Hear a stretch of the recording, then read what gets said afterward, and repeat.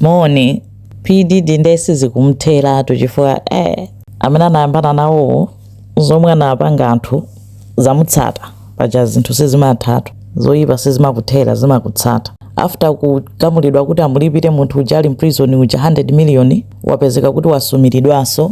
ndi mtsikana wina Don Richard amene anali group yomwe PDD ankapanga manage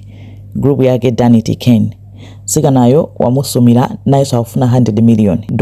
akuti naiso anachitidwaso ziwembu zomwe amapanga anthu zowamwetsa mankhwala ndikumagwiririra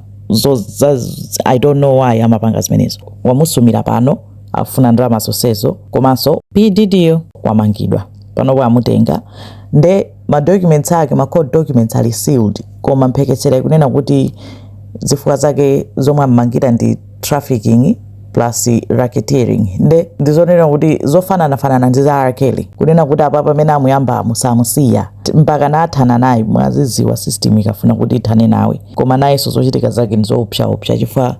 I don't understand kunena kuti why anali ndi ndalama amatha kufusira nsikana aliyese athu osiyana amamuvomera komano mbali inayi zomapanga anthu ziwembu magwiririra anthu koma mwetsa dzimankhwala komoke akatulukire